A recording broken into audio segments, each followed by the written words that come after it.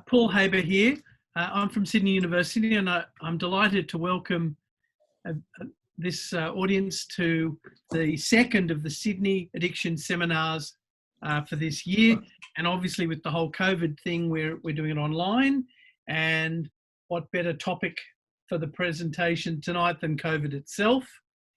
And there's been a lot of concerns about changes to addiction treatment services in the government and their non-government services. And tonight, I think I wanted to give everyone the opportunity to both explain what's going on and for the audience to ask questions or to clarify, seek clarification. And also, we are in that particular phase of this pandemic now where it looks like we are on the way out and the restrictions are being liberalised. So all the changes that we made in the last few weeks are all being changed all over again. And so this is also an opportunity for people to understand where services are heading in the next few weeks from now. I'm delighted to welcome Dr Richard Hallinan, who's an experienced addiction medicine specialist working at Liverpool Hospital and part-time in a private practice in Redfern. Professor Bridin Murnion, who's the clinical director for the Central Coast Local Health District Drug Health Services. Garth Popple, who is the CEO of WHOS, which runs a large network of services, including multiple services in Rozelle, but other services as well. So one of the largest of the NGOs. And Josette Freeman from Smart Recovery. And they're all going to talk about different aspects of this, of drug health services.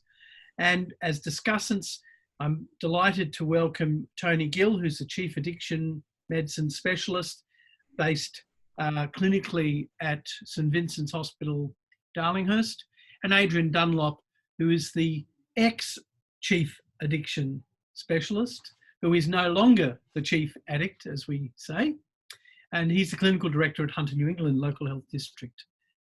So, without further ado, let me welcome Richard Hallinan and invite him to give his presentation, which is about the adaptation of the opiate treatment services to the COVID-19 pandemic. Richard. Thanks, Paul. I think I've just unmuted on.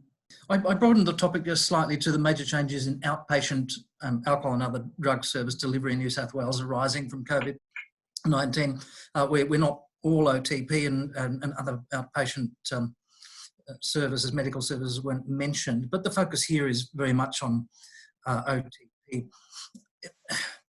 You know, I think what we've all done, and everybody here will know by now, and if you really wanted the experts, it would be Tony or it would be Adrian to present on this, to give you an overview. What I'd hope to be able to give you is a view more or less from a coalface in one particular site at Liverpool, most of all. And clearly what we've all done is taken steps to ensure hand washing and hand sanitising. Case screening and vigilance was a very early focus. That's what we're looking for, to identify potential cases and have them tested and isolated if necessary. Then there's the whole world of social distancing, the 1.5 metre rule, avoiding congregations, staying at home, and to enable or enact that, the ideas of dispersing our OTP dosing, minimising face-to-face encounters, using telehealth, provision of takeaway doses, and as a sub-clause to that, the provision of naloxone supply. Specifically, we were all challenged with needing to make arrangements for people receiving opioid pharmacotherapies who might be in home isolation or even quarantine. And a big priority, the most akin to disaster planning, was workforce safety and continuity. What happens if the workforce collapses and so on? So this is what we all know that most of us have done in our various ways. The themes that I want to talk about here are actually communication and collaboration, initiative and improvisation that we've seen at work, the value of a team approach and local solutions, so that one size does not fit all, and As an example of the collaboration, I'm just referring you to these two documents. The first, led by Adrian Dunlop, circulated to us all very early, March 16, and then this more substantive national response led by Nick. But look at the list of collaborators here. It's right across all the states and really good people contributing. 21st of April, that came out. I could also point to wide sharing of the Southeastern Sydney protocols for dealing with such things as home dosing. And the provision of takeaways, which, you know, this was the kind of sharing that has been going on within districts, right across types of services, across the state, even within states. So we've got email circles extending right around the country. And it's, some people maybe have got the overview of all of that. Most of us are kind of getting information coming from one side or another and getting sometimes a little bit battered by that, which will be another little theme for me. So given that we've probably got to much the same point here, I sort of wanted to look at what we've done in particular in southwestern Sydney and at Liverpool. And I'm setting an epoch on March the 19th, the borders close as a reference point. And you'll see why in a moment. And what follows are my ratings, as it were, a report card for our service in relation to several of the measures that we have taken over this period of time. Some are general to all society. Hand washing, of course, hand sanitising. I rate success with the patients as a 4. There was a bottle in the dosing room. Always, they were encouraged to do it. It was pretty straightforward. The one that we put outside the dosing room was nicked, of course, very quickly. Why do staff only get a 2 rating for that? By the way, I'm timing this to a period about the beginning of April. This is what we've achieved by that point. I think we've improved in all measures. We continue to improve up to the present. But at that time, I was only giving our staff hand washing arrangements a 2. And if you look at the middle picture there, you'll see a wall bracket that was meant to contain hand sanitizer that was installed at Jacaranda. I think there were 2 or 3 of these. The very next day, all of the hand sanitizer had disappeared. Now, quite a few people come through the service, so we can't point fingers, but that was one particular challenge. A later response was on the right. And hygiene zone, very elegant, as you see. Can anybody see the problem in the picture? You don't have to answer that. It was just a teaser. You'll see the bottle's empty. We don't have enough hand sanitizer, but we've got plenty of soap and plenty of ways of doing that. The 1.5 metre distancing was a real challenge. I would say that the waiting room at Jacaranda, Liverpool Drug Health Services, could give the wet market at Wuhan a run for its money in terms of transmission risk. Even to go out there into that very special ecology and try to move people, boss people about, tell them to go outside, it was incredibly difficult. This is where initiative and improvisation came to the fore. Look at the picture on the left, please wait here. I think that was the production of Joey Tran, our health education officer. She was out there pasting these around the waiting room and right up the ramp, I think, to the street. And overnight, the problem was solved. Staff social distancing, surprisingly, was also a challenge. At that point, cleaning communal surfaces was not something that we were really achieving. I come to the spit shields. They're almost not applicable, I think, in most public OTP units because of the amount of glass and perspex. And here you see our front admin counter with the only little point of access normally there with a sliding pane, closed and locked. So no spit shields needed there. Different situation at Redfern Clinic on the right-hand side there. Again, we're seeing the marvel of improvisation. Can anybody see what that material is wrapped around at head and face height? It's Glad Wrap. Now that was done well before we started seeing spit shields in Woolworths and Coles and IGA and the like. Some of the things we're doing are general to all health services. This pre-encounter screening. I've given us a 2 out of 4 for that. How do you do it? It's difficult. You know, we didn't have infrared thermometers. The tympanic devices were problematic. Do you have to go out into the crowded waiting room to do it? What's currently happening, and I suppose it's a 4 out of 4 now, is out of a little hole in the screen in the dosing room, the person can bow their forward towards that hole to the point where the infrared device can be used. So That's working very well. Minimising our non-essential outpatient services, that's been surprisingly easy. It's very easy sometimes not to see patients. Providing telehealth, I gave a 3 out of 4. The arrangements were in place, the Skype was there, but most of our patients don't have mainframe computers or laptops, so it was quite limited. We relied on telephone, and I think some of our clinicians have been more comfortable with that than others. Rotating staff pools, of course, was very important to ensure the integrity of the service in case people were exposed, and whole sections of staff had to go off on quarantine. At Liverpool, we haven't really been able to do that very well, and that's because of insufficient staff. In fact, if you had 2 doctors off on a month's annual leave at the same time there, well, you can't do much rotation, but the arrangements are in place. Some other responses are specific to OTPs, and we'll be coming to these, I think, as the main point of my interest here, decentralising opioid dispensing. And now that includes transfer to pharmacies, not just maximising takeaways. And the provision of naloxone, limited in our service by low supply, I think. And I'd be so bold as to say that I didn't personally think this was a very high priority, specifically in relation to the increase in takeaways. I think it was always a high priority to get that out there, and that priority remains. Vigilance for high-risk groups. Well, we were all keeping a lookout for somebody who might have got sick, somebody who was at risk of being sick. It wasn't really formalised very well, but I think the results are that the vigilance has been good. And just lately, pop-up testing clinics for our clientele and the people they tend to associate with have been set up in Liverpool, and more to come. Home delivery to quarantined patients was a big focus of southeastern Sydney and so on.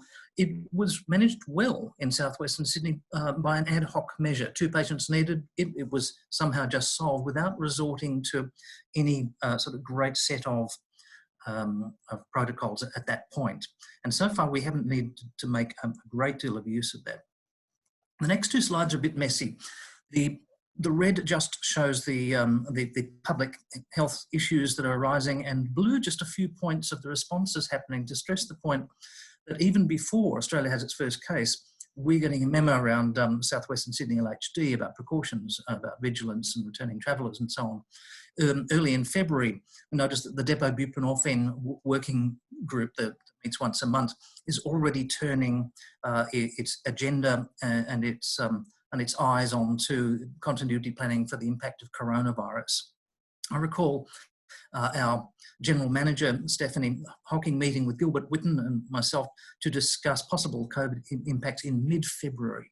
This is well before the Prime Minister activates the emergency response plan, but this was about disaster planning. What happens if we've got to shut down? There's no face-to-face consultations. What happens if our detox unit, Corella, is repurposed to an intensive care unit or a quarantine ward? So, you know, this was incredibly early action, I felt, and response at the higher levels in our governments and our services. So by the end of the period mentioned here, you know, we've got some centralised processes happening in drug health services. We've got an SMS reminder to tell people not to come if they're sick and so on. We move to the next slide. Again, 3 red points for the public situation. And I would call these a critical 3 days, because March 13, we're finding the Australian trajectory is now only 2 weeks behind Italy. Now this is starting to get very urgent. So meetings are cancelled, including the next Drug Health Services Medical Business meeting. And I was most troubled by that, because we hadn't had a meeting for some time and we needed to talk about all these things. You know, the borders closed except to residents, so within a couple of days. By then, Skype's set up for us, in principle, that's good. The drug health executive is being dispersed and geographically, so working from home largely. And we have a draft action plan, but draft plan is being circulated for comment. But at this time, we've got this critical period where we need to move and act now. And my feeling was, this is all good, this is great planning, but nothing's happened yet. And around this time, we're getting some compelling modelling from University of Sydney about the importance of getting compliance with social distancing up about 80%, preferably 90%. So this, for us, was a dramatic moment. I'm going to resort to the epistolary method here, emails sent at 2 a.m. on a Monday morning, and this was relating to the medical business meeting, which did happen by teleconference, depot buprenorphine meeting, one of those many meetings where we're getting information across, and we finally discussed it, I think, so that the medical people in our service were getting on top of it finally. So I just informed everybody that we would be getting a memo from the Health Ministry soon, authorising those temporary changes to takeaways, which everybody would be familiar with now. There was no numerical restriction on takeaways as such, but case-by-case balance of risks and benefits was needed. And this is a really big thing, and we've got it from the horse's mouth by that period of time. And I pointed out in this email that the benefits side of this, the public health benefit of extending takeaways, is not just to deal with people in isolation or quarantine, it's about preventing the spread of COVID-19 by social distancing. And this is now a really high priority. So the next 3 points there are all about how we're going to reintroduce takeaways for OTP clients, which is really revolutionary. It hasn't been done in many places for more than 20 years. The mention of Skype consultations, of course, and then the issue of getting everybody we can from sublingual buprenorphine onto depot, which we proceeded to work on as a principle, notwithstanding concerns that it would be difficult to deliver the depot to somebody who's actually in quarantine. We felt that we could handle that given the flexibility of the medication, that it can be given a week early, a week later from the monthly, and we could always go back to buprenorphine. So on the very afternoon of that medical business meeting, I was concerned enough that I sat down with the Director of Nursing and said, we've got to do some things right now. We can't wait for New South Wales Health to come up with arrangements for producing takeaways here at Jacaranda. We should do at least the things we can do, and we should do them immediately.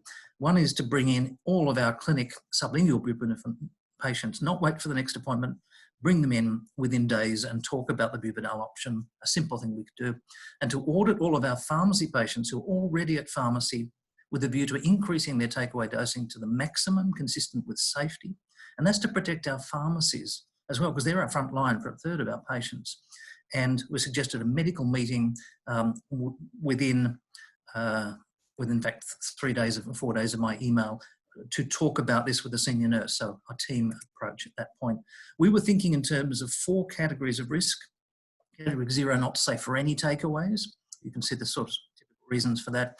Category 1, is this a person who's safe for one takeaway at a time? And we figured if you take your safety safe enough for one takeaway, you're safe enough for 3 single takeaways a week, in principle. Category 2, the usual people who are on 4 up to 5 takeaways a week, and then the exceptional people who might be on extended takeaways. That was the kind of categorisation we used. A bit different from that used elsewhere. But it was really important to have a team approach, to do it as soon as possible, to have an objective structure about what we were looking at, and to consult with community pharmacists about their perspective. We realised we're going to be doing so much. Well, what do they think about it? And making these arrangements, take a deep breath. Are we going overboard? My feeling was that if we consulted and collaborated extensively, that we at least could be sure that we weren't going alone on all of this. I only got one response to that email, which I sent at 2 o'clock in the morning because I thought it was urgent. And that was the same day where it said, with due respect, we need to do this across all sites, not just at Liverpool. So when I came into work next Thursday, I was sort of a bit in high dudgeon thinking, oh, nobody's doing anything. I discover that the nurse unit manager, Zubin, at Liverpool had the very afternoon that I'd sent that email, convened a meeting basically of the entire staff there, and they'd gone through all of the Liverpool clients' dosing on site and categorised them according more or less to that list for transfer to pharmacy and takeaway suitability. I was just gobsmacked. This was way beyond my dreams. And indeed, arrangements were already in place to transfer these patients. And at that time, we had no advice yet of what came later, that drug health services were going to subsidise and pay for this. And I said, well, who's going to order the takeaway bottles? I mean, they're making up. he's already got onto that. Nurse manager is showing this initiative and thinking practical terms, how to bring things into reality immediately. A step or two ahead of me, and I was just delighted. Now, I've written here that within 3 weeks, 120 Liverpool OTP patients had been transferred to community pharmacy, leaving only about 70 dosing on site. The correct numbers is that took a little under 2 weeks, and that there are only 58 dosing on site at the end of that process, amazingly fast. And I think this is this central slide of my presentation for you from the Liverpool perspective. We've done this, it's a bit different. It came from the initiative of one person who was saying, we can't wait for all these processes and procedures and protocols and rule changes to produce takeaways from Jacaranda and do it that way. Much simpler. Let's transfer our patients out in bulk. And why is that important? Well, it's important because we have to be a default dosing point in case another clinic or a big pharmacy falls over, or several of them. We have to have that capacity, so we've cleared the decks to allow it. The second thing is we're still one of the major receiving stations for Justice Health patients in New South Wales.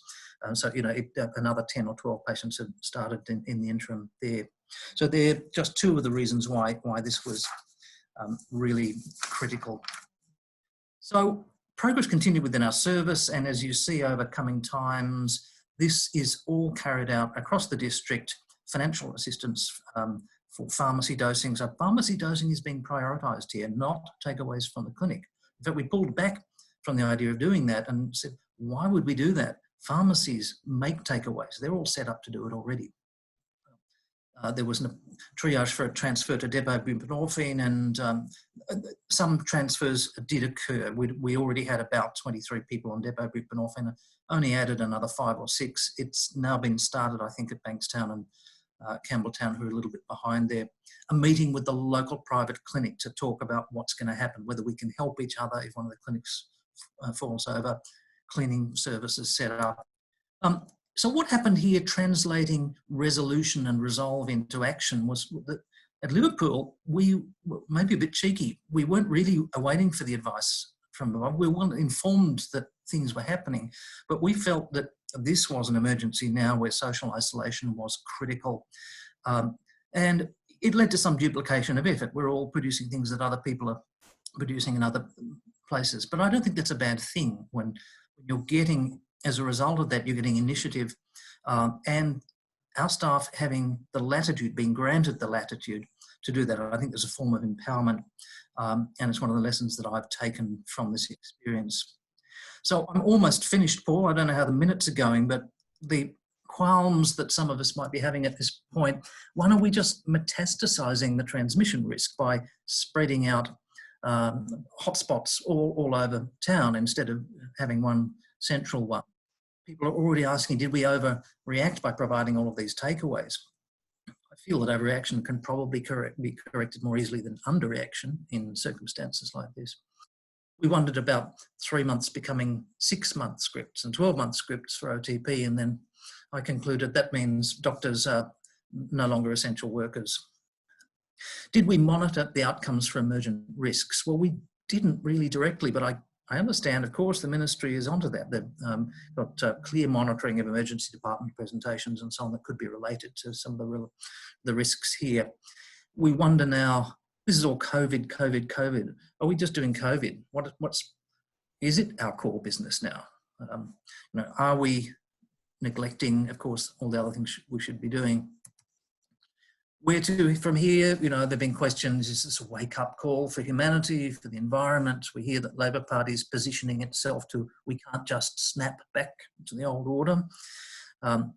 Even Bernie Sanders now seems reasonable given 45% of the population of the US may have no health insurance in months to come. We have pretty intact social democracy compared with the United States with a lot of advantages.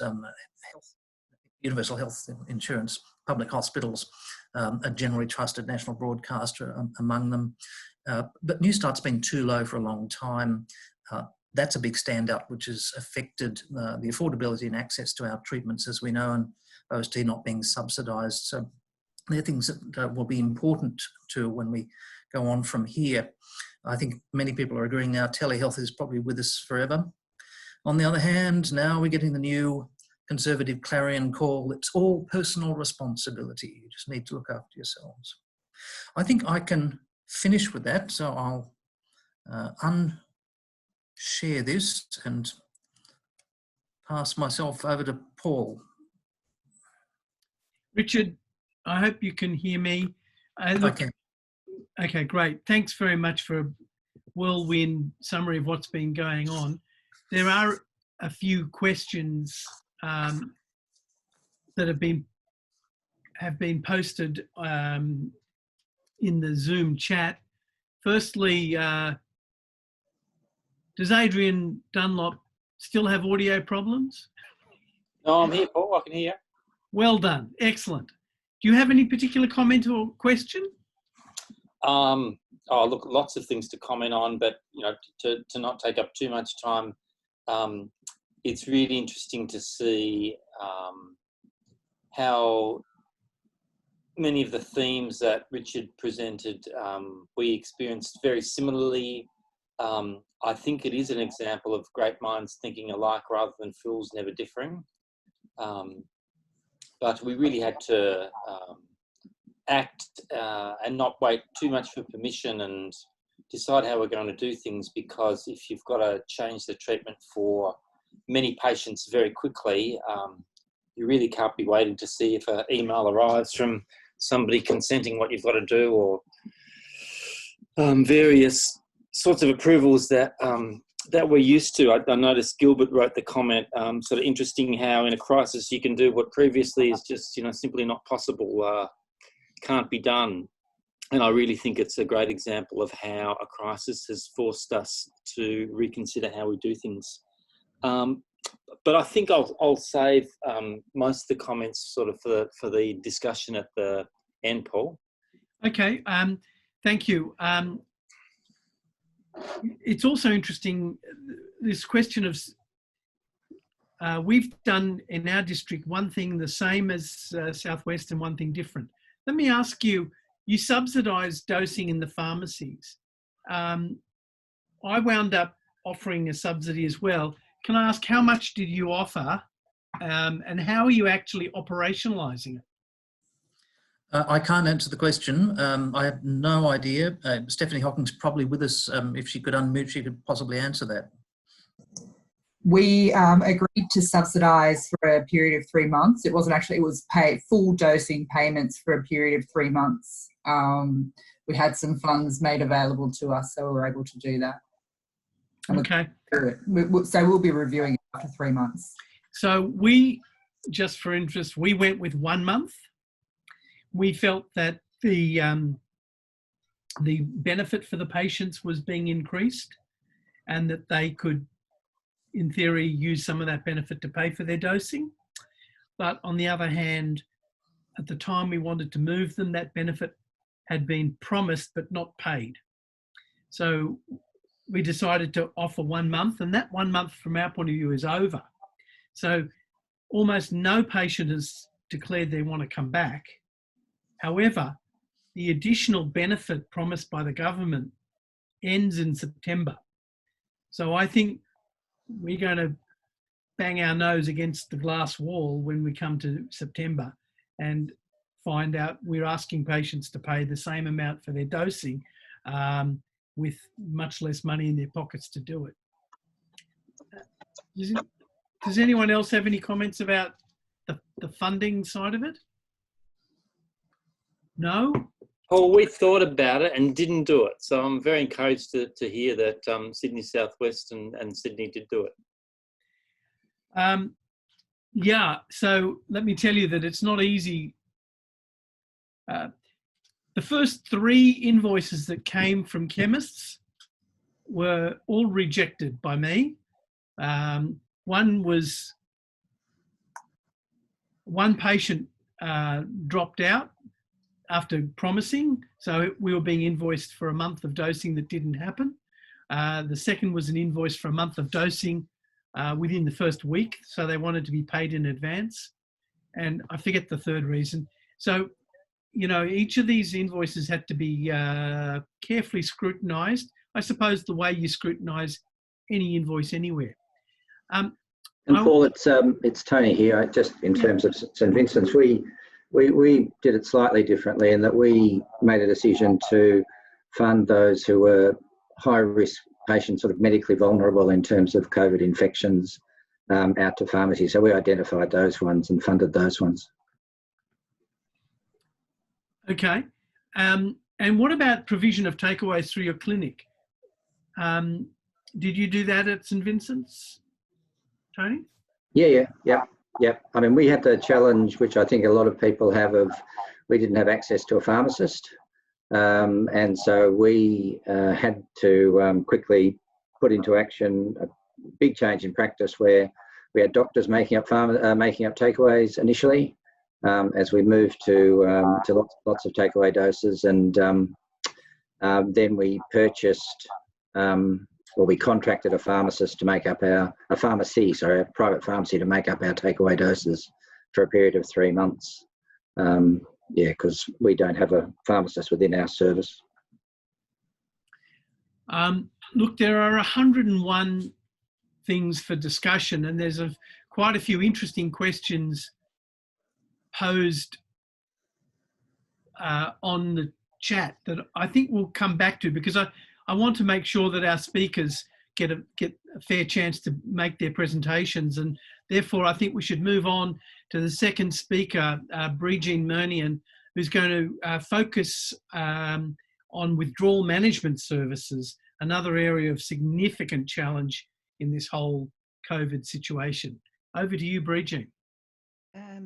Thank you, Paul. I'm just going to get this set of slides up. And just to orient you, this is our withdrawal management unit here in the background. This is our, our dosing service in Wyong here in the foreground. And we do actually seem to have an invisible line between A and B, which is good. We have in Wyong, we have 15 beds. We have a statewide referral, or statewide acceptance.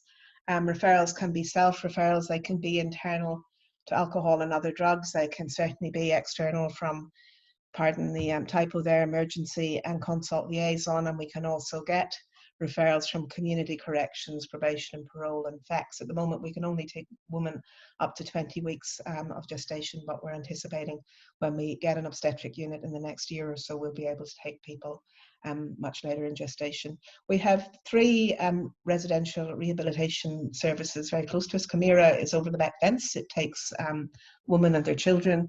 We have the Glen, which is an Aboriginal rehab down at Chittaway Bay, and Duralong, which is out near Yarramalong, about 20 kilometres away. And the Glen is planning to open a women's rehab in the next couple of years out at Yarramalong as well. So we work fairly closely with those 3 groups of people. And now to put, I suppose, the Central Coast in the context of the COVID epidemic, I looked at this and I thought it was quite funny. We came 5th, and Southeastern Sydney, of course, came 1st because they go to the beach a lot. Northern Sydney, because I think they go to church a lot. Nepean Blue Mountains, unfortunately, because of the terrible problems they're having in their nursing homes, and Sydney, I presume because people live so close together. We don't live quite so closely together, but we were sitting with about 33.2 cases per 100,000 of our residents. So while it wasn't horrendous, it wasn't inconsequential either in terms of infective rates. And of course, all our hospitals became very, very geared up. Our EDs, for managing COVID, our EDs had hot zones and cold zones, and we were banned from going into ED. We were not generally going into intensive care because intensive care was considered a very hot zone as well. And there was a period of time, it was a little bit confusing as to where we should be going, in fact. In terms of thinking about patients coming into our withdrawal management unit, I suppose we were balancing quite a number of things. We were thinking about patient need, and that is of course not fixed. We were thinking about patient risk, and I think Tony's already mentioned very unwell people who might be older, who might have lots of cardiorespiratory disease or immunosuppressed. They are not people that we really want to bring into hospital in the middle of a respiratory virus pandemic, particularly early on when we didn't really know how it was all going to pan out, whether or not our hospitals were going to be overrun with people with COVID-19. And really balancing the severity of the alcohol or other drug problem, the likelihood of benefit of admission, and perhaps acknowledging to ourselves that often our admissions to detox are around engagement rather than necessarily having a huge benefit. And that's probably one of the biggest unanswered questions for me coming out of all this.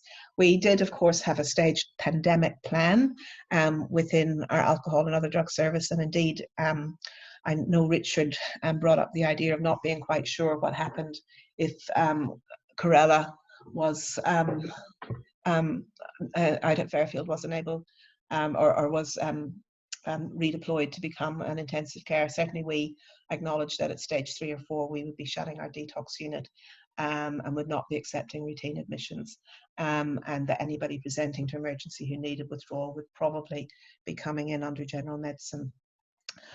We also needed to be sensitive to the hospital community and their pandemic planning. To a minimal extent, we had to also be sensitive to the university. At one point, we had lots of distressed medical students walking around thinking they would die if they walked onto the ward.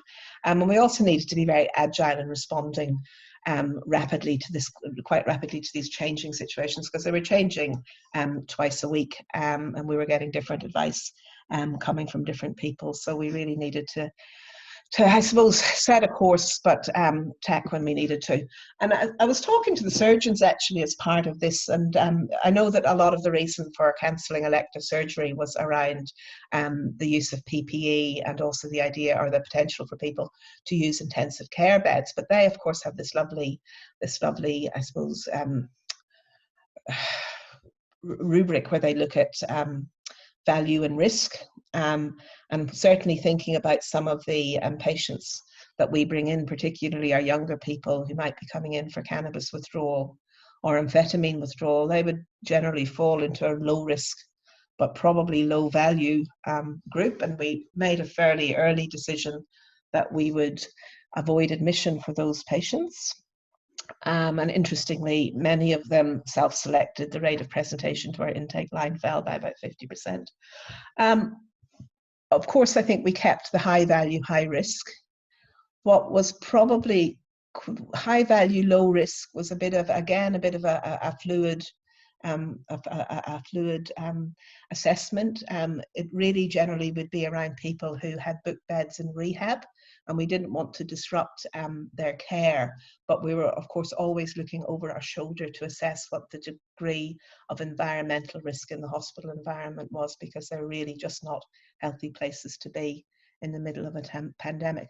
The interesting group, I think, for me, were the low value, high risk, and they are generally the patients who present repeatedly to ED, who come in on a Saturday evening fairly spontaneously without any real treatment plan. And we often do admit them and they come back 2 weeks later, and we've been increasingly trying to work towards diverting them from ED and working towards longer term planning rather than repeat withdrawal managements, which aren't good, and they probably aren't good for their well-being, and indeed create risks around kindling seizures. And to an extent, we probably thought that they actually became, while they might still remain high-risk patients because they have lots of complexities, they stopped being low value because in many senses what we were wanting to do was protect emergency. We were wanting to get people out of ED, and we were also wanting to protect patients from emergency, because we anticipated that if things got as bad as we were seeing in Europe and America, that our EDs would be full of people who were coughing and spluttering, and we just didn't want patients exposed to that for any longer than they needed to be. So just getting them out of ED as quickly as possible really became a priority. So certainly our initial response was to ensure that everybody had their PPE training, and we had adequate supply of PPE, which was squirreled away in an office. We did change our admission priorities to ED and to also high dose transfers from methadone to buprenorphine. So we were doing quite a few of those in March and early April. That's tailed off a little bit now. Certainly, as I said, changed the profile of our low value, high risk. We changed our processes such that senior medical officer authorised all admissions, and that's not our usual process.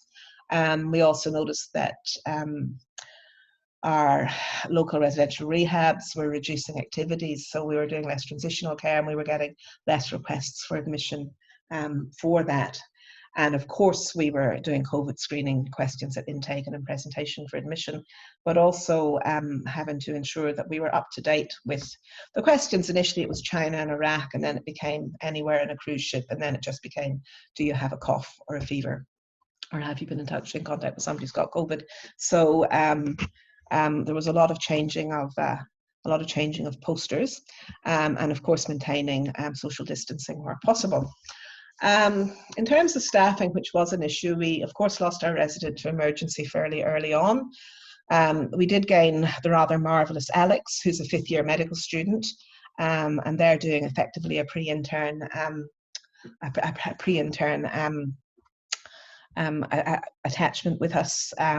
There is a concern that the 5th years will not be able to graduate if they don't get enough experience, and our service actually suits that group very well. We lost our 4th years, but they were incredibly distressed actually by much of COVID, and we're taking quite a lot of time to support. And we also, of course, needed to identify vulnerable healthcare workers and make sure that they were not in high-risk situations, and we do have a number of staff over 70, so that was quite a challenge. And similarly with Richard, we were trying to separate staff over 2 locations, so keep one group in Gosford and one group in Wyong. We couldn't really do Team A and B because we just didn't have the numbers to do that, but we were certainly trying to keep staff separate so that if one lot fell over, then we would have another group. We were, of course, part of the hospital high-level escalation plan, and it became apparent to us in mid-March that if the COVID pandemic progressed rapidly, that we would become a palliative care unit and that we would staff that unit. And that was a little bit challenging because there was a lot of actually incredibly upsetting media footage coming out of Europe and the United States at that point. And while I felt reasonably confident in my own skill set, through both basic physician training and pain training, I needed to be confident that my team could do that. And I would have to really acknowledge Ian Chossever, who's the other consultant who looks after the inpatients with me, who quite unhesitatingly said, if that's what I need to do, it's what I need to do. And Richard Green, who's our nurse manager, who was similarly as responsive and carried the nursing staff along with him. And I certainly thought it would be a big fight, not a big fight, but it would be a real challenge to engage and support the staff in this. But within about 24 hours, we were actually talking about the practical considerations. Did we have enough capacity in our S8 safe for all that parenteral morphine? How would we make sure we had enough PPE? We would probably use butterflies rather than infusers. We would have to change our impress stock, and we would probably also keep one of the single rooms at the top of the ward as a decontamination area. And this, of course, reinforced for staff coming in and out. This, of course, reinforced the need for PPE supply and training, staff safety and well-being, and what could be very, very distressing. And indeed, thinking about how we could optimally provide care for patients and their families if things evolved as we were fearful they would be. Both the local palliative care service and the palliative care community of practice in CEC were incredibly, well, the local palliative care service very helpful, but the palliative care community of practice in CEC have actually excellent, short, simple and very, very accessible documents on what to do. So that reassured us all. Unfortunately, we haven't come to that, but we do continue to look over our shoulders just in case that happens. And this is my team, fantastically good at socially distancing, you'll see. And there are 3 people I'd like to point out. This is Russell, our cleaner, and you're nowhere in an infectious diseases pandemic without your cleaner. Here's Richard, our nurse manager, and Karen, who's our ward clerk, who keeps everything running and everything moving. And I think we often forget our administrative staff in these. So a great bunch, clearly happy to be at work. In terms of particulars around COVID in the inpatient setting, really quite tricky to respond to febrile patients. As I said, the majority of our patients are either self-presenting or coming via ED. We do, of course, do routine vital signs monitoring. As with ED, we were really wanting to identify the source of infection and think about if COVID was a possibility. 80 to 90% of our patients smoke, of course, and there is a lot of respiratory comorbidity. So there is a lot of coughing and productive sputum. In the two instances actually where we had problems, I'd have to say our local ID and respiratory teams were absolutely superb.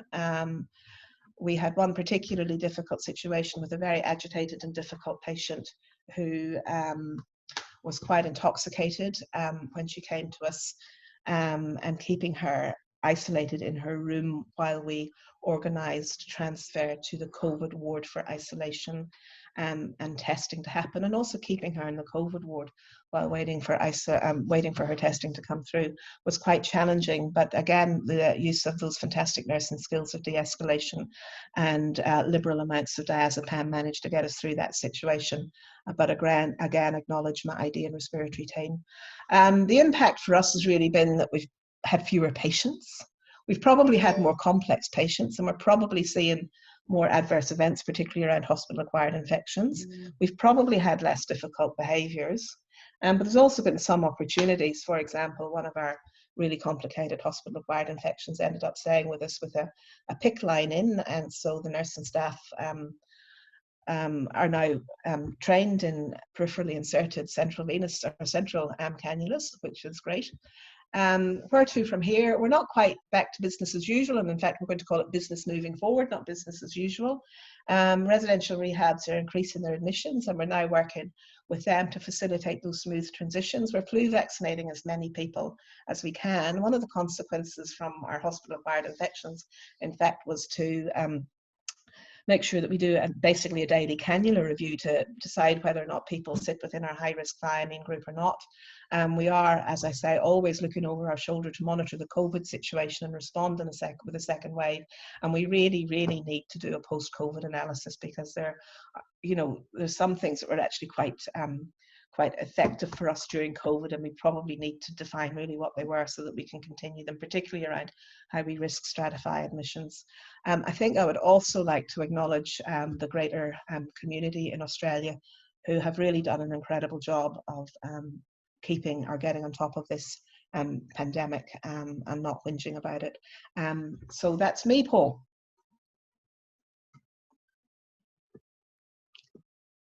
Pardon? We can't hear you, Paul. I've pressed unmute 5 times. Yeah, we can hear you now. And there you go. If you don't unmute, then just keep trying. Look, thank you very much, Bridin. I think a key point, almost unstated, is that throughout this whole thing, you stayed in business. You kept taking admissions, but absolutely. And in fact, we'd take more admissions if we could. Right. We found that we stayed open for business, but that 2, 3, 4 out of 5 patients would not turn up because patients were frightened of getting this infection if they came to the hospital. Did you have a problem like that? Look, I did have a look at our activity over the last couple of weeks, and we've been sitting at about 80% occupancy, because there always is that flex with people. If your elective admissions don't turn up, there are a lot of people coming to ED, and as I say, we're trying to keep ED particularly clear of patients at the moment, because that is going to be a hotbed for infection. This last week, things have really tailed off. I was concerned about 3 weeks ago. I was certainly seeing a lot of women in clinic who were in very difficult home circumstances, who were talking about coming in to get away from those difficult home circumstances, and that hasn't eventuated yet. It may do. It's, I think, been one of the real concerns that there's going to be an awful lot more alcohol related domestic violence happening in the community. And also, I think Michael Farrell wrote a marvellous article in The Guardian talking about how this is a very high-risk time for people who might just be on the brink of really tipping over into very severe alcohol use disorder and needing our input in detox, because it's a very strange and anxiety-provoking time, and an awful lot of people are drinking an awful lot. At one point, I saw that the daily limit in Western Australia was, I think, 4 litres of wine and a bottle of whiskey. And I thought, my God, if that's what everybody can drink every day in Western Australia, I'm going to be busy for the next 10 years. So I think people probably are drinking an awful lot. And I wonder if part of coming out of this, we really need to think about how we're going to manage the consequences of that. Indeed. And it was curious that alcohol was considered one of the not very many essential services. And that, you know, it was whiskey and toilet paper that was disappearing from the supermarket shelves. And the Queensland Premier tonight has promised to send 20,000 litres of beer to rural Queensland to thank them for managing so well in lockdown. Yes, he could do them a lot of good by sending 15,000 or 10,000. I noticed Gilbert Whitten has made a comment that he also both stayed open and noticed that demand has dropped off. Lucinda, you've made a comment. Do you on the chat line? Do you want to speak your comment? Yeah, we've found a lot of patients coming in intoxicated, coming in with seizures, suicidal, because of being unemployed from COVID, having a lot more time to drink. So I'd say we've had no drop off in our CL numbers at all.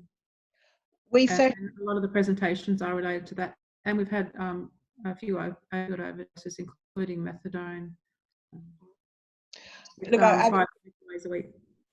I would agree, Lucinda. Our CL services haven't dropped off a lot, haven't dropped off at all, rather. And in fact, if anything, they've picked up. Our CL staff are really, really busy with really complicated and difficult patients.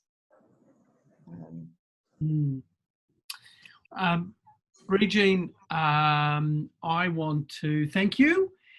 Please hang around, because in the general discussion we'll be coming back to you. And of course, you are more than just a detox person, so your comments on other aspects of the discussion will be most welcome. And let's move on and stick to time, and now turn to Garth Popple, who I have seen is logged on. And Garth, as I mentioned, works at the WHO's We Help Ourselves residential set of services, and Garth to talk about how the NGO sector and how his service has been managing with all of this. Okay, Paul, can you hear me okay? Beautifully, loud and clear. Okay, now I'm a bit of a challenge here. Thanks for the invite. In particular, I run this video. I normally run it for when I'm the host, so I'm going to give it an attempt. So I thought, rather than give you words about what our therapeutic communities do, then I'll go into our COVID response. I'll just run a 2-minute video. Hopefully it works. Otherwise, I'll be shooting from the hip. So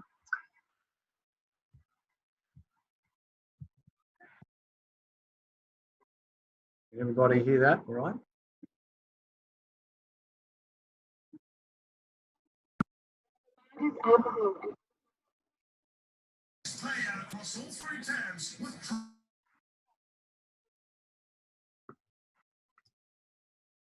Nothing's happening.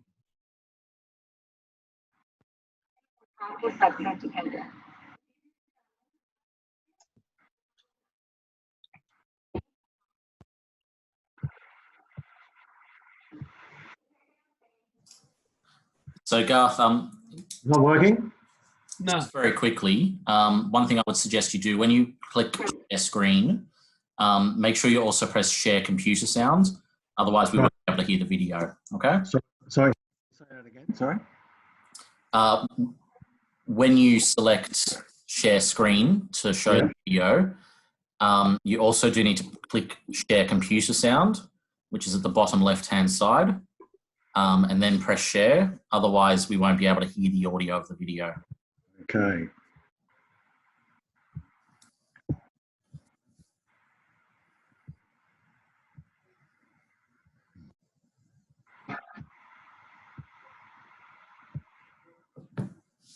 No, so I'm afraid I can't find that space.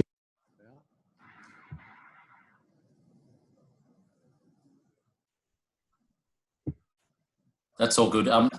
What I might get you to do, Garth, perhaps you undertake your talk, and then we might ask questions. And during that point, you can send the video to me, possibly, and I'll try and play it through my computer. If you want to, it's just on our website. I'll give it to you now. Yeah, yeah. It's whos.com.au. Mm-hmm. And on the front page, it's just virtual tour. Yes. And then overview. Was that the first video? That's the first video. Can you see it? Yes. Won't be a second, everyone. Sorry about this.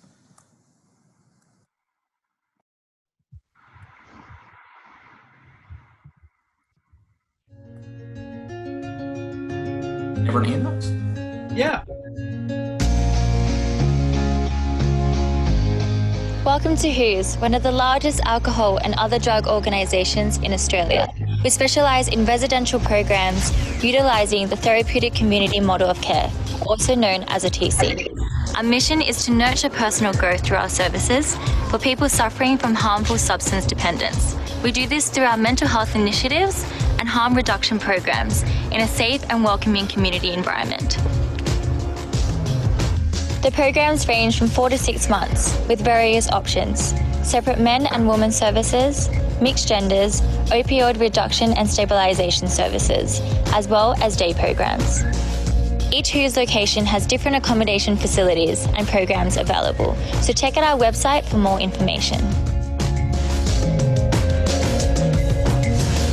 WHOS has 7 service locations across New South Wales and Queensland, funded by state and federal health departments.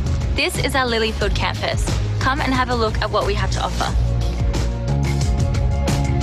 The friendly staff at the Assessment and Admissions Office can help you find out which programs and services best fit your needs. If your nearest WHOS location isn't close enough for you to visit, you can drop us an email or phone call. Once admitted, our experienced nursing staff are here to assess your health needs and guide you with your treatment plan. We assure you will find our services useful to you. Each program is designed to promote recovery within the diverse selection of activities aligned to our therapeutic model of care. We have structured activities that promote fitness, nutrition, and a healthy lifestyle. We also provide wellness sessions, including yoga, tai chi, and meditation classes. We can also help with your pre-employment training and educational programs and services, should you wish to extend your stay in our transition and aftercare programs. To build confidence, self-worth, and keep you on track with your WHOS program care plan, group sessions and aftercare meetings are all part of your daily routine. This is our communal kitchen and dining area, as eating together is an important part of our WHOS philosophy. Just like in a family setting, we all pitch in with meal preparation, upskilling as you go with our chef vocational educator. If you need assistance in communicating with your children or family, or legal and welfare services, WHOS offers a family support team.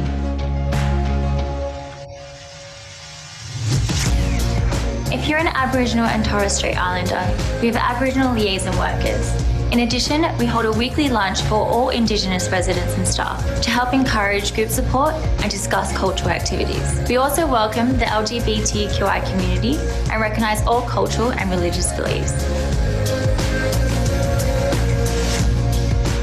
As you make progress through your program, you will move out of the general therapeutic community and into transitional living, guided by your dedicated outreach team.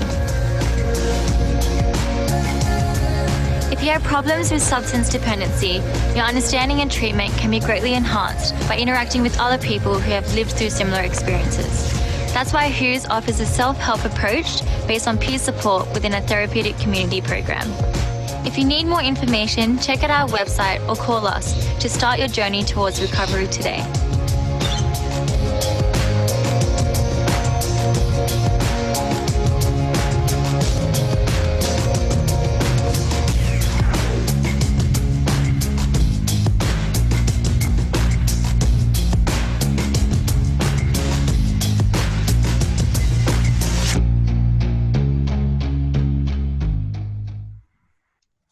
Okay, thank you. So to get things in context, I thought rather than trying to paint a picture of words, that's a bit of a view. If you want to have a bit more detailed look at our programs, we've got a men-only program, women-only program with substitution to reduction program. We have a regional treatment of opioid dependence program, all things. And the one that's opioid stabilisation, the treatment goal for that one is stabilisation, not abstinence. We've got, as I said there, we've got programs on the old former Roselle Hospital campus, the men only, the women only. They've got the opioid services. We have our transitional care program, and we also have various. Sorry. Yeah, Garth, thank you. That's fantastic. I wondered if you could tell us how you've been coping with all of this COVID business. Yeah, sure, I can do that, definitely. To set the scene, I was minding my own business riding through Asia on my motorbike about mid-February, and I noticed everybody was wearing masks and wearing gloves in restaurants, and hearing what was going with my colleagues in New York, and when Qantas started cancelling flights. So I rang up the managers back in Sydney. We're closing all the perimeters.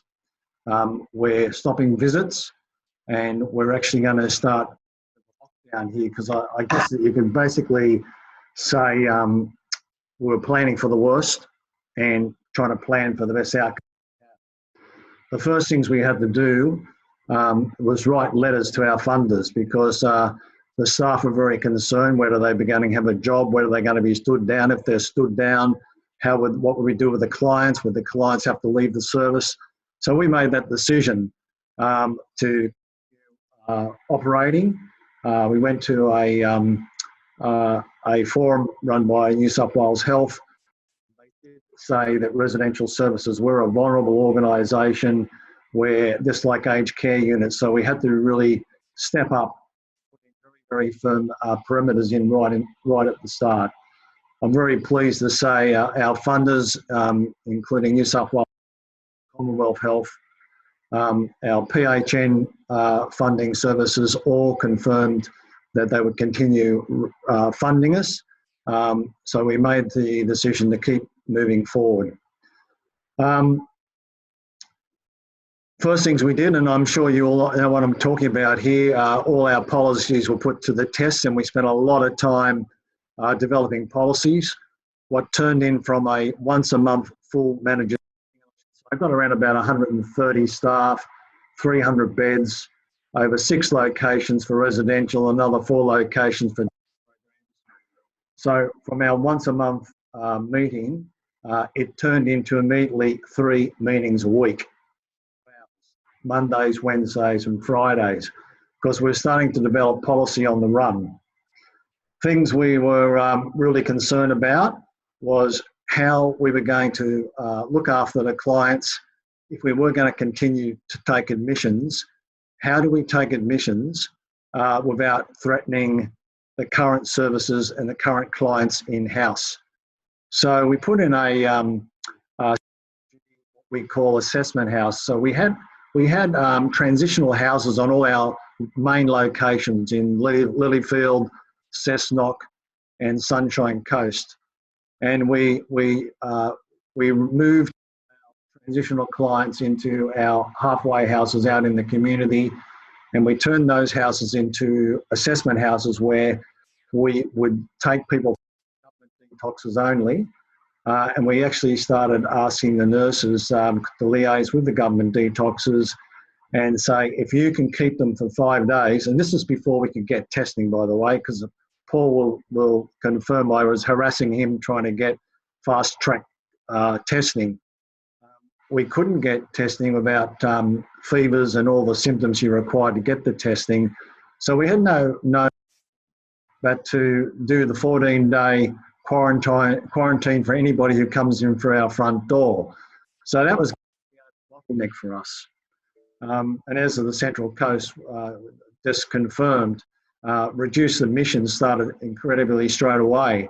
So when people were asking us for admissions, especially from prison, which we couldn't take unless they went, if the detoxers could hold on to someone for 5 days, then we were quite willing to take them for the following days for a quarantine until all symptomatic possibilities have reduced or not happened at all, and then they were admitted into our normal therapeutic communities, because we're all very aware that soon as COVID gets into our therapeutic communities, it was much better for us to close down a 6-bed assessment house than it was to close down a 30-bed residential service.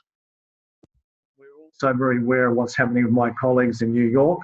I had CEOs, deputy CEOs, all COVID in New York, very unwell, trying to keep their residential services going until the point they had to stop admissions. And the thing they kept saying to me, well, your clients are probably already negative. If they haven't developed symptoms yet, they're probably negative. If you're going to start bringing people in, good idea to have this assessment house initiative to actually hold them for a while before you put them into the main therapeutic community. But the biggest threat is your staff. Your staff go home every night. They mix with their family. Their husbands or spouses could be mixing in a cleaning service or any other service. There could be a higher chance of getting the virus. Your children at that stage were still at school. It's more likely the virus is going to come in to our centres, which, you know, we've got 300 beds across our 6 locations, which I should say there too, we closed all our day programs. And thank you to the funders of those days. We're able to move those staff across them to staff our assessment houses, which was a big plus. So we didn't have to find extra on those assessment houses.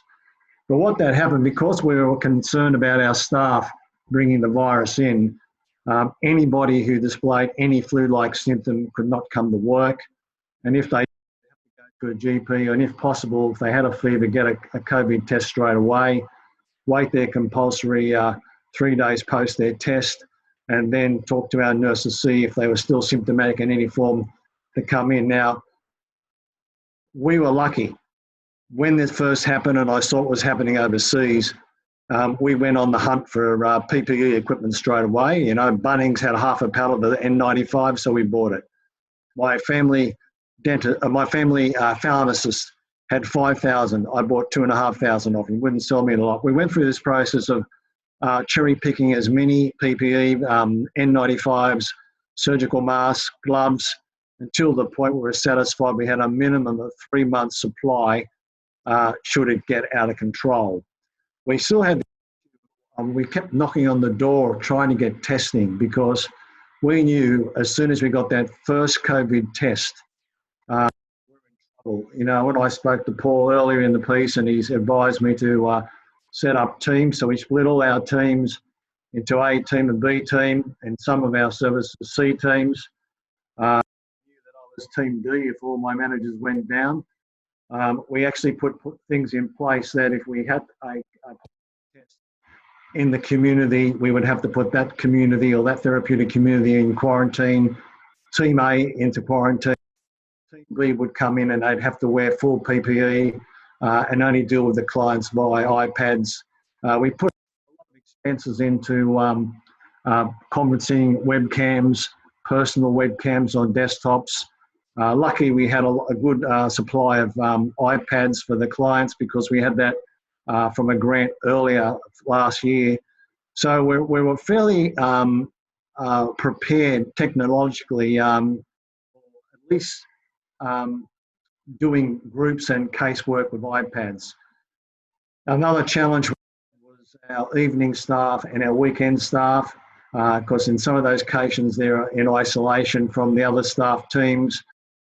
Those teams, when they're working, have to wear full PPE the whole time. It's when they have anything to do with the, in other words, if they're in the staff office, they can drop the mask. But if they're out there talking to the clients, so be it. Things we had to do, I'll just check on my time. One of the things we had to do was with our policies, using our nurses that were doing our low to moderate detoxes. Those nurses were, because we weren't doing any detox at all in-house now, across our 3 locations, those nurses moved into full infection control guideline monitoring. So we developed lots of checklists. They went around a day or two every day to check on social distancing, make sure all the signs were up, make sure when they went into a room, they see the poster on the outside of the room, said maximum 10 people for this room, did the head count, kept reporting back to the managers if any of our social distancing was being breached, any of our infection control guidelines were being breached, because as some of our clients, it's a bit like herding cats. They'll remember it from morning group to do social distancing by lunchtime, up together again. So we have made it really imperative that they got to hear, I'm not sure how they got to hear the news every morning and Coronacast every morning.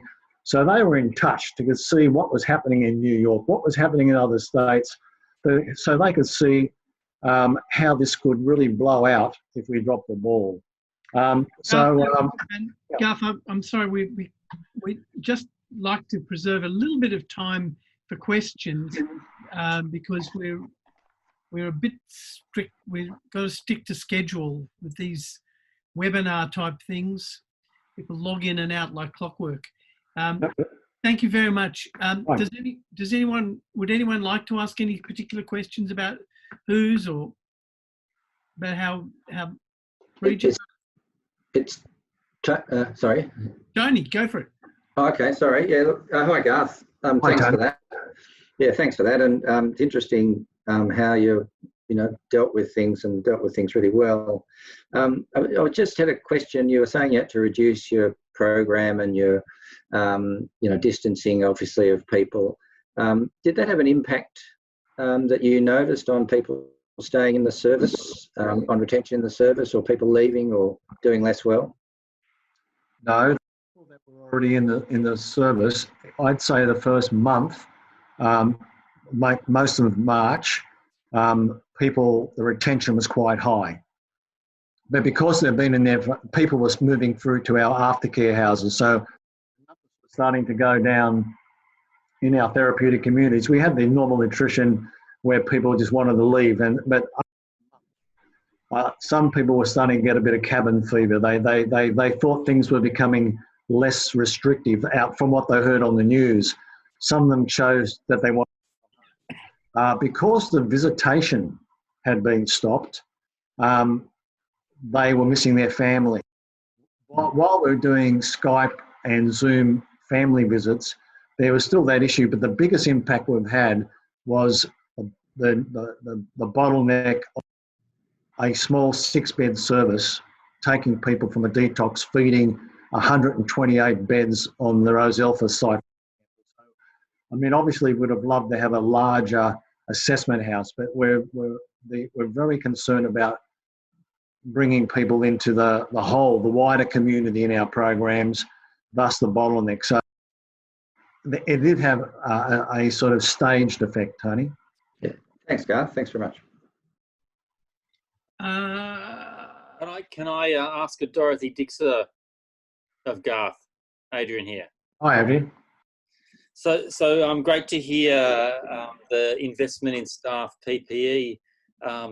Garth, can you tell us a bit about the staff training that you've done for use of PPE, particularly doffing technique? Yeah, I noticed that our nurse manager, Carolyn, has been asking questions too. Anything to do with the nursing side of things, and also PPE. We had a lot of the websites that were available, all the PPE equipment we accessed through our training. We've got harm reduction workers at every site, and they're under the supervision of the nursing staff. All people were instructed how to wear PPE, and the biggest debate we had on the staff was whether we used the hand washing instructions from New South Wales Health, Commonwealth Health, or World Health Organisation, arguing over 5 seconds. I think unless Carolyn's online there and wants to come, just handled all the. I'll just see it popped up then if you want to. Can you hear me? Yep. Okay. Well, we very high on infection control in normal times anyway, and actually our clients all have infection control educational groups regularly. So we already had a lot with the hand washing in place, hand sanitisers everywhere. PPE, I put together lots of protocols around how to use masks, gloves, how to remove the masks and gloves, you know, when to wear them. So we did so many checklists, so many protocols around everything to do with infection control, to the point where we still monitor daily all our staff as they enter the buildings. We still monitor all our clients every day, temperatures taken, COVID screeners done. So, yeah, we put lots and lots of things into place. Excellent. Thanks, Carol. Thank you. We are actually slightly over time, so if there are no more burning questions, let's move on to the last presentation, and everyone stick around because there'll be a bit more time for discussion at the end. So I'm now delighted to welcome Josette Freeman, who's going to talk about smart recovery groups and how they have responded to COVID. I think there's some lessons for us all in there, so I'm really looking forward to hear from Josette. Okay. Daniel, are you there? Yep. With the slides? Yes, I'll just share my screen. Won't be a second.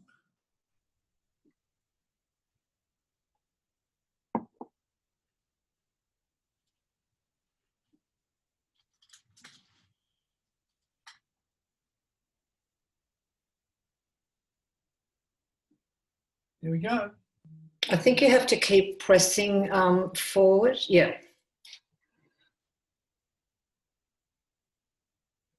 Okay, so I'm going to talk about smart recovery and what we've done during the COVID-19, whatever you call it. So smart, Daniel, you can just keep pressing. It stands for self-management and recovery training. So I'll just quickly go over a bit over what smart recovery is, because I'm not sure if everybody is aware of what it is. So the focus really is on self-management for the participants that come to the group.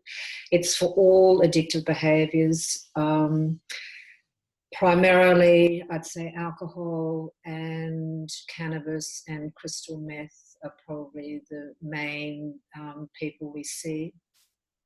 It's a strengths-based mutual aid group, and it's an interactive group. So people are there to help not only themselves, but to help each other.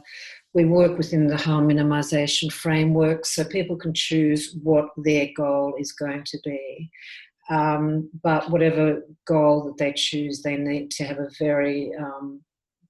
a good plan around how they're going to execute whatever they decide to do. Very practical and solution focused, and again, people in the group will also offer solutions of what's worked for them in various situations. And one of the main things of Smart Recovery is that people leave each week with a plan for the next 7 days. So it's not just a chitty chat festival, it's really using the tools and having a plan. If their plan is not successful, that's fine. They come back the next week and then we go through, well, what interfered with your plan not working, and then revisit that again. Next, Daniel. So, sorry, I didn't finish that. The program, we use cognitive behavioural therapy, motivation interviewing, and the stages of change. We were going to, but it's a bit on hold now, is that we'll start incorporating ACT into Smart Recovery as well. Next slide, Daniel. So where we're up to now with a Smart Recovery is that we had to close down all the face-to-face groups. So we had over 350 groups around Australia that all closed, and what we try to do is get as many groups as possible to transition to online groups. So I think there's about 80, 85 groups now that are open to the public, but there's some closed groups in certain therapeutic communities and rehab. So that's just for their own people there. We also have 3 family and friends groups online, and we're also trying to get more of those because there's been such a need for the family and friends. And there's quite a few peers running the groups, so we also have started now every fortnight a peer support group for them online, just to make sure that the peers are doing okay themselves. So I've left the web, the address there that people can go onto our website, and they can click on and find any meeting that's available. So we have them, I think it's 7 days a week now, which is great. So there's a lot of choice of what people can do.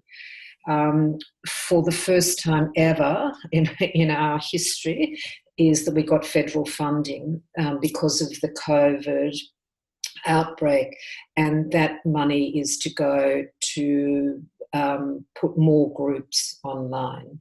So there should be, I think they're expecting about another 100 or so more groups to be happening online every day throughout the day. It's interesting when you talked about alcohol before, because the biggest presentation since COVID has been for alcohol. Nearly every group is probably 90% alcohol users, and a lot of those people have never accessed Smart Recovery before, but since COVID, they've realised that their drinking has escalated and could actually, if it hasn't become problematic, it's on the brink of becoming very problematic.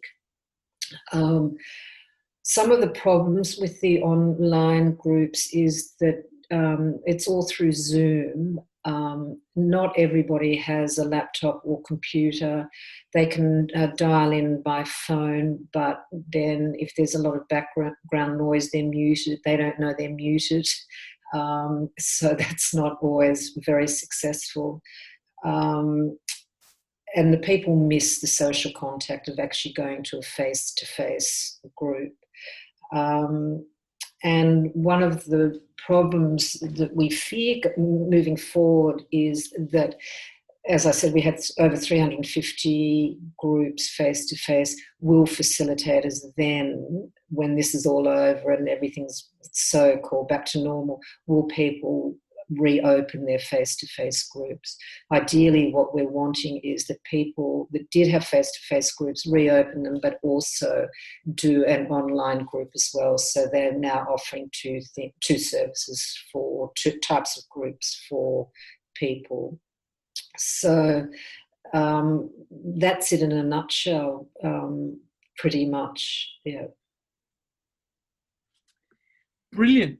Thank you very much. Short and sweet. Yeah. And the question that was on my lips has been posed by Bridin. Are the smart groups going online going to continue post-COVID? Yes. That's the idea, to reopen the face-to-face groups, but also continue the online groups as well. We were starting to do it anyway, but COVID fast-forwarded massively. So, yes, definitely. So if it's an online group, that means that anyone from anywhere in the world can join in? No, only, sorry, yes, you are correct. From a technical point of view, yes. Anyone from anywhere in the world can dial into Zoom. You could close it to certain people. Well, another problem is with Zoom is that you can't cap the numbers. So some groups have had 30, 35 people. So to try and run an interactive group online for 30 people, it's more like a convention. It's not... more like this. Yeah. So, it's sort of like this group and everyone trying to have their 2 cents worth, that they're not really, obviously it's not like face-to-face, but the thing is that you can't say the room is full, we can't let you in. It's just like you're not accepted. So for some people, they almost take it personally, like you're not letting me in. There's also the etiquette around online groups, that people will just disappear, and you're talking to them, they're not there anymore, but they haven't bothered to say, I'm leaving the room.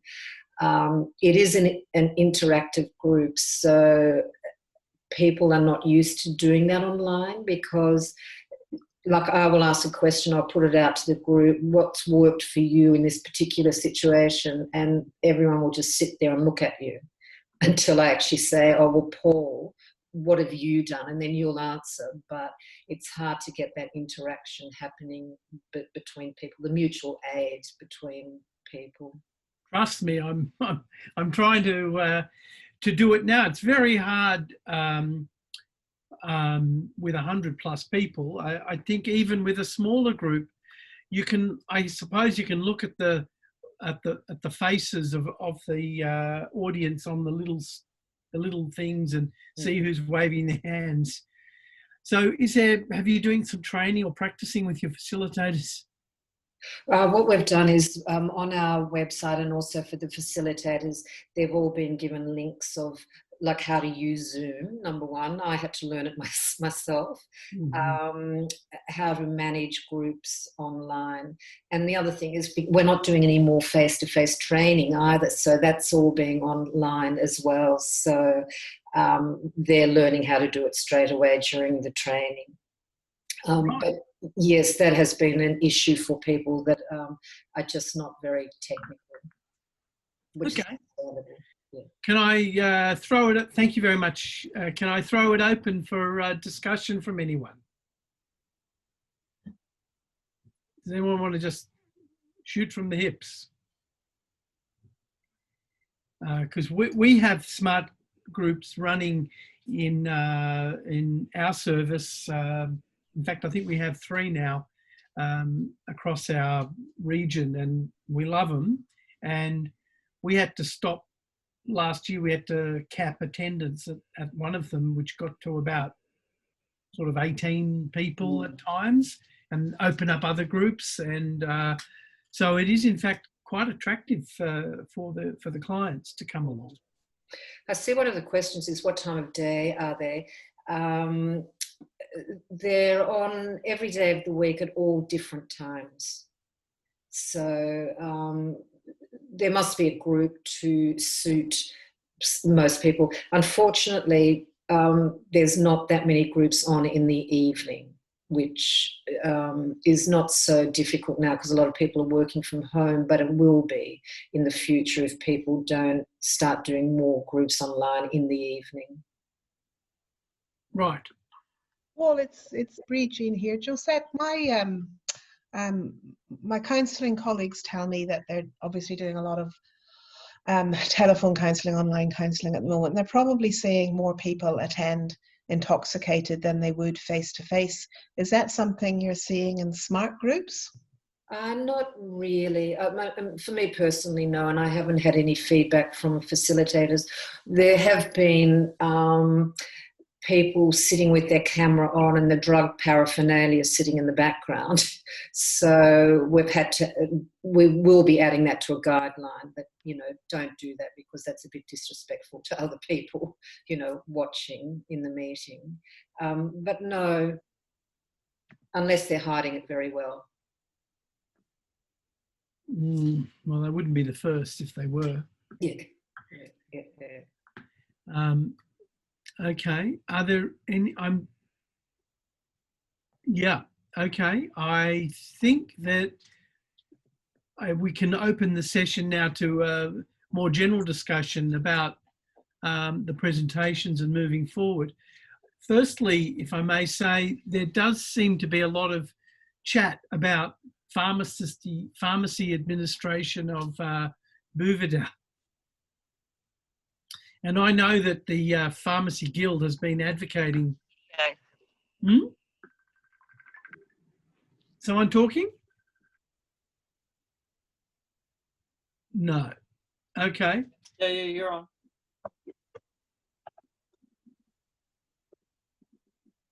No. Well, basically they can't at the moment in New South Wales, but Pharmacy Guild is advocating for that.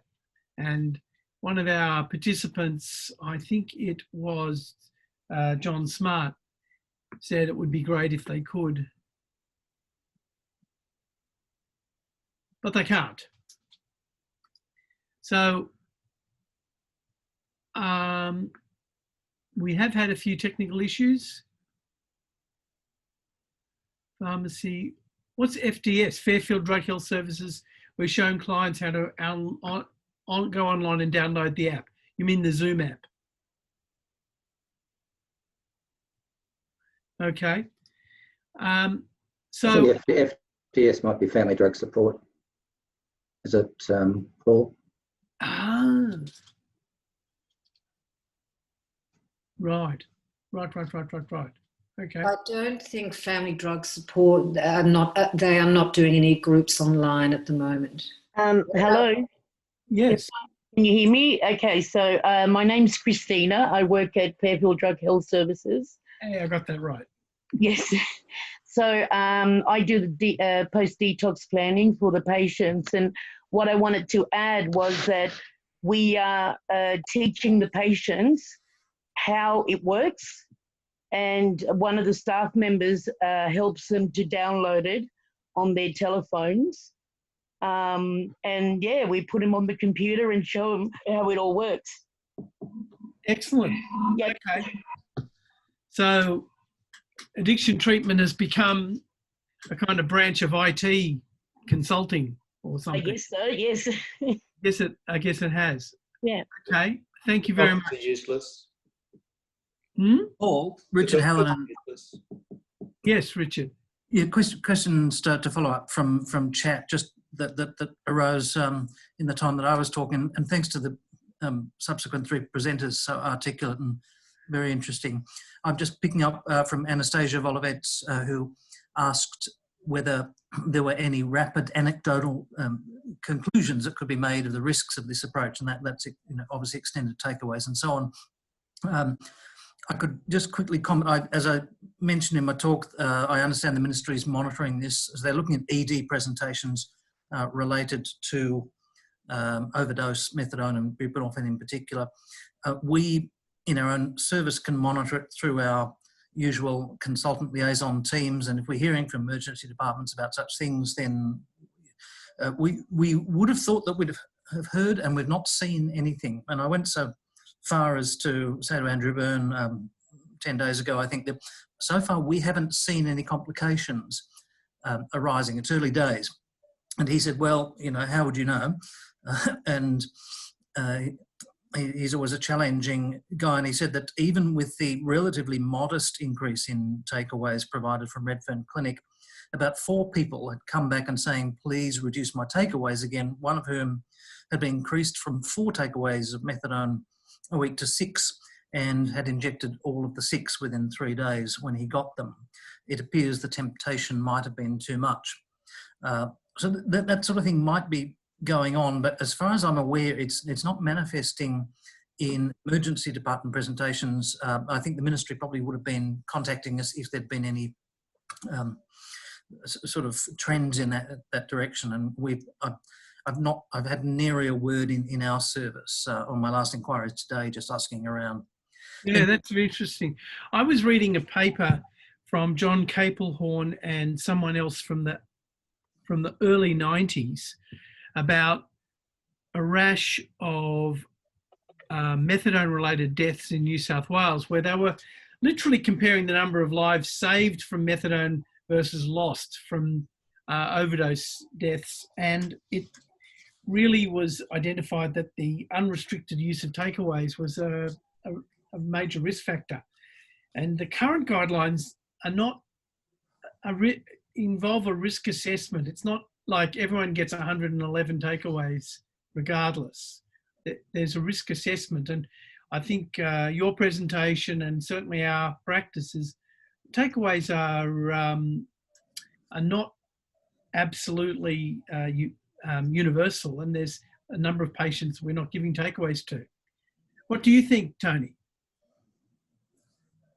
Absolutely, Paul. I mean, obviously what we did was to take away the restrictions to enable social distancing, but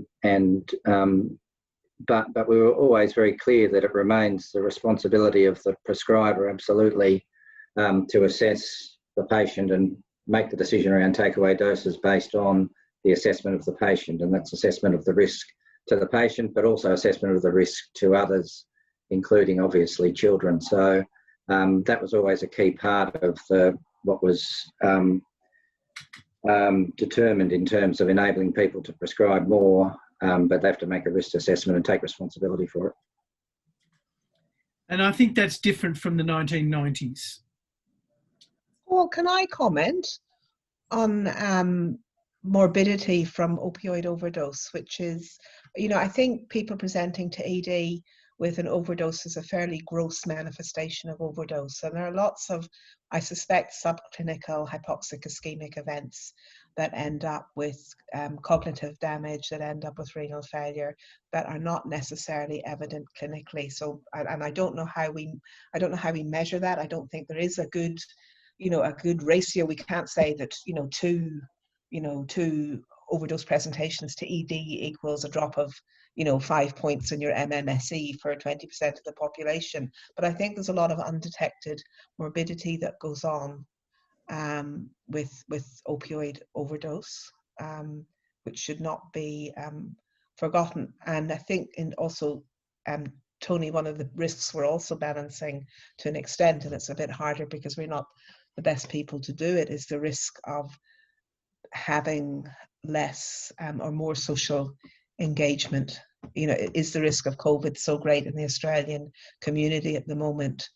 Certainly in hospitals, I'm happier to admit high-risk patients because I think the risk in hospitals is so low. There's no COVID patient in Wyong at all at the moment. So, the hospital's not overrun with COVID. I don't know what it's like at RPA. I think you've probably got 2 there. But it's not what we were anticipating, which was hospitals full of people looking like spacemen. And I wonder if we really need to think that the other risk in all this is it's always a balance of risk-benefit. Indeed. Adrian here, can I have my $6.80 worth? So it's the risk-benefit analysis is not a particularly straightforward one. So we've got to consider in the patient population we see age is a risk, and we have certainly an ageing cohort of patients on opiate treatment. Particularly, we've got a high proportion of Aboriginal people, and age is even a more accelerated risk for Aboriginal people over 50 years old. Chronic disease is highly prevalent in the population that we're seeing, particularly chronic obstructive airways disease, and particularly smoking, which is also a risk factor for contracting SARS-CoV-2. Not only tobacco smoking, but also cannabis smoking and smoking that's highly resistant to treatment. I can talk a little bit about our initiatives about nicotine replacement therapy if we get time. But all of those have got to be balanced versus, on the other hand, the public health concerns. So you've got to think of the individual person in front of you, plus the public health concerns of trying to facilitate the limitation of movement in the community. So there aren't so many people getting on public transport, coming into a clinic, coming to a pharmacy, waiting in a pharmacy, waiting in a clinic, waiting outside a clinic. So all of these things have got to be considered in that analysis of, does this person get no takeaways or 2 or alternate day or 4 or 6 or exactly what we do. It's not particularly straightforward, but I think it was a very forward-thinking initiative for the ministry to say, be it on your hands, prescribers. We won't make any clear edict. You decide what you think you need to do. So firstly, thank you for your comments. And secondly, I think it's probably a good time now to start talking about the way forward, because New South Wales is starting to liberalise, from this coming weekend. And obviously, the number of COVID cases is very low. And I'm just looking for the Alison Blasey. Alison's made a very interesting point in the chat. Is Alison able to speak? Yeah, hi, Paul.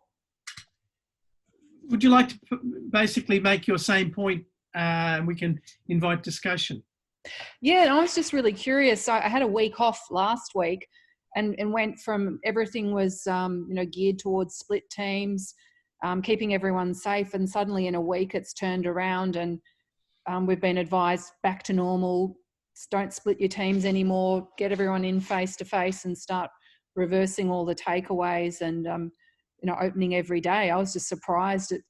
Of course, we don't have any cases at the moment in North Shore, but it's felt a little bit fast for this all to be being reversed. And I was just curious to know if any other services were having sort of similar direction. Can I comment on that, Paul? Yes. So it's Tony Gill here. Yeah, look, just to say, Alison, I mean, certainly, I think the message, which is certainly coming loud and clear from there's a New South Wales COVID Clinical Council, which is sort of a nice group of clinicians from all around the state and lots of expertise from a range of areas, including infectious diseases and public health and the like. And the message pretty clearly is, yes, we've done extremely well or we've been extremely lucky, or both. And certainly the rates of community transmission are extremely low. The rates of testing are fantastic now. We're getting over 10,000 tests done a day. So all of the numbers are good. We, if there's a peak, it looks like it could be a long way off. But I think the reality is no one's talking about eradication as a possibility at this stage. And so you need to be clear about that, for one thing. And secondly, the message really clearly is yes, let's look at reintroduction of services, but I think careful and measured are the terms that keep getting used, because we really don't know where things are going to head. And whilst we are hopeful, but with the relaxation of social distancing and the opening up of a range of businesses and activities and movement around the state, there certainly is expected to be the new norm of having clusters appear around the place. And so how we actually respond to those is going to be the big challenge. But at the moment, the message is not everything's back to normal by any means. It's about being careful and measured. In fact, I think the message from that group as well was not to stop the teams set up at this stage, without having some really careful planning in place. And I think, if I may, Paul, say one or two other things. Yeah. I think that's why you're here. I mean, I think, and I'll take a step back and say right at the beginning, thanks for the presentations, Richard and Regine, Garth and Josette. It's really interesting to see, and I think it highlights the fact that there's been the response in New South Wales, I think, has been to the credit of everybody in the field, and I think it's actually provided some leadership to the country. There are some terrific people in New South Wales who have written papers and written guidelines and been involved in a range of things, which has really been terrific. People have been, very agile and responsive and quick in the way they acted in the beginning, and they continue to act that way, even though there were some constraints like not having access to enough PPE and hand sanitizer and information generally.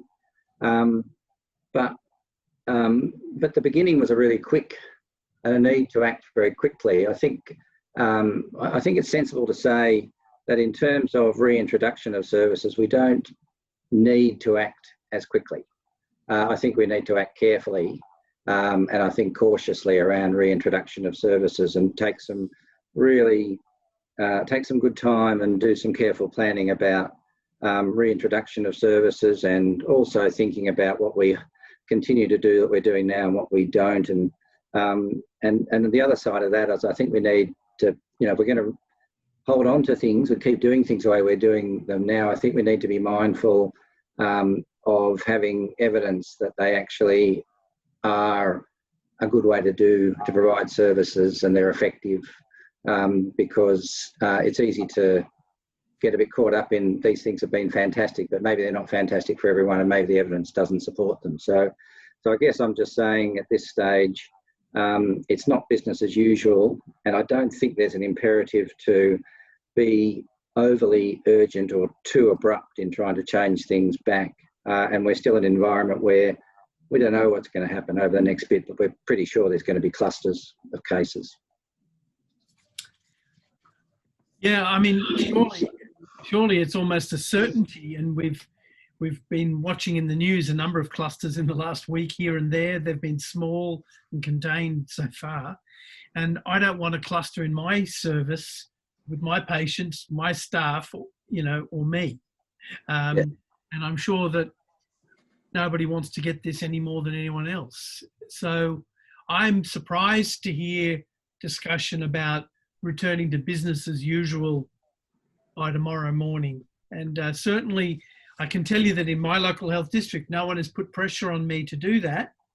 There is some judicious planning about resumption of clinical activity like elective surgery, elective endoscopy.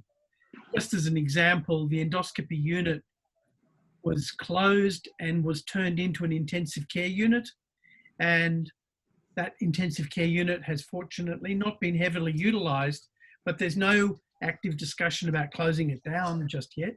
There's talk about doing some elective endoscopy, but not in the endoscopy unit, in some of the operating theatres here and there. So just as an example of what we're doing to resume elective clinical activity, but not to unwind precautions that have been taken. What about you, Adrian? Yeah, look, I echo a lot of Tony's sentiments. I think the analogy one of our public health folks said to me early in the piece is, look, this is a marathon, you've got to pace yourself. And I think we're probably a couple of miles into the marathon. The risk of a second and indeed a third wave is very, very great. To date, Australia has been one of the top 5 performing countries in the world in how it's responded. There's really only a handful of other countries that have been able to enact the social distancing and have had the ability to quarantine their borders to the degree that they can shut down infections, new infections, and particularly arrivals from overseas to the degree that Australia can, and enact the social distancing. But the challenge, as happened 100 years ago with the Spanish flu of 1918, is the second and indeed the third wave. And what is very possible to happen now is what happened 100 years ago, and that is people find it intolerable to maintain social distancing and to maintain measures, simple public health measures, not fancy measures that we've got now, but before we've got any vaccine or any medication that's going to be effective for limiting spread. The vigilance to try to continue social distancing for the long term is going to be very, very challenging. So that's our challenge, I think, Paul. It's not business as usual. I think it's a bit crazy to be going back to business as usual. Bridin, I think, said it's our new business. I think Richard said it, in another way too. Is COVID our core business? Well, drug and alcohol is our core business, but within a COVID framework, and things have changed, and things are going to have to be changed for the long term. I'm really pleased with the sort of information that's been shared tonight and been shared in other forums, and I think we need to keep doing that. I've certainly learnt things tonight. It's great to hear about new interventions like groups online, and I think there's a whole bunch of other things. I can think of the clinic that I do in Moree. Well, I don't do it in Moree anymore. I do it all the time by teleconference or video conference, and I do it far more frequently than I used to do it before, getting up to Moree once a month. So I think it's part of a new era, and we've got to continue to embrace it. One of the good things about facing a common foe is human beings tend to try to put aside their differences, professional, personal, political, other differences, and agree on a single thing that they've got to unite against. And we haven't had anything in recent history that's united humanity in the way that COVID-19 has. But we've got to keep doing that. We've got to keep doing that in the long term. That's our real challenge, I think, Paul. Absolutely. Look, echoing all of those thoughts, and glad we don't live in the United States. One of the interesting things is that although a lot of our clinical services are relatively quiet, although, you know, more or less quiet than previously.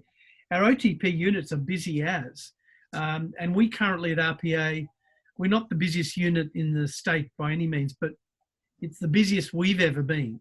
And when I hear about some of the other units, I think dosing numbers or treatment numbers has gone up very significantly in the last 12 months, but particularly the last couple. And I think we're all having to prepare for Justice Health making some very significant changes that will impact on the treatment program in New South Wales. And I think it's be very valuable to have a couple of minutes to discuss that with this rather broad audience. Not everyone here would be up to speed with what's going on in Justice Health. I think either Tony or Adrian could give us a potted summary. Yeah, I think I can. I mean, yeah. I can just talk to that's Tony here. I can just talk to the fact that certainly in Justice Health, they've been making some changes in relation to the availability of depot buprenorphine and providing depot buprenorphine in the Justice Health context. One of the issues, and it's, I'm sure, multifactorial, and we don't really know exactly the complete reasons behind this, but certainly there's been a big increase in demand for opiate treatment in the Justice Health context. There are no visitors from, I think it was from middle of March, there were no visitors. And I've heard that apparently visitors might have brought in drugs in the past. I find that hard to believe, but it seems that anyway, there's a lot of people in the Justice Health context now who are withdrawing or seeking treatment, and there's a very, very large a very large number of people who are seeking treatment, and the aim for this group who seem to be opiate dependent is to get them into treatment. So there may well be a lot more people coming out of Justice Health over the next 6 months who are on depot buprenorphine coming out to community, and it'll be a challenge for all of us to continue treatment for those people. A really worthwhile challenge, because, you know, getting these people into treatment and continuing them in treatment is a very valuable thing to do, but it's going to be an important challenge for us over the next 6 months to manage an increased, probably an increased number of people on depot buprenorphine coming out of the Justice Health context. Absolutely. Have you already been seeing it, Adrian, do you think?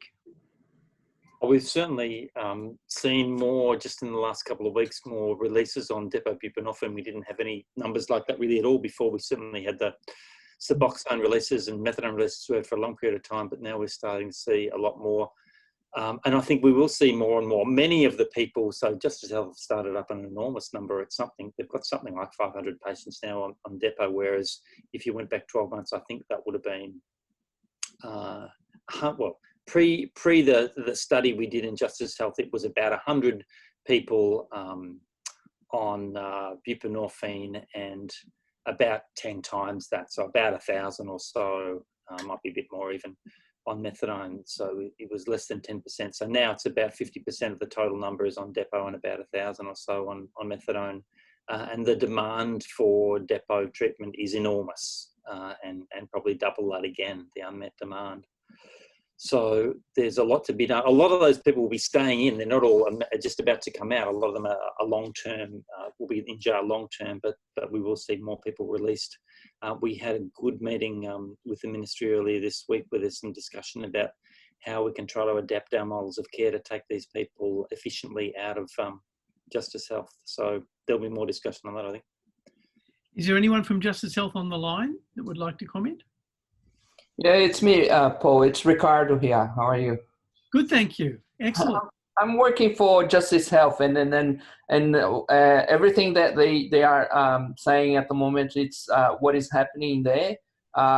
Probably in the past 3 weeks, we got 500 patients, almost 500 patients on Withdrawal, and I was wondering how things are outside. How you guys are absorbing all these patients who are coming from Justice Health.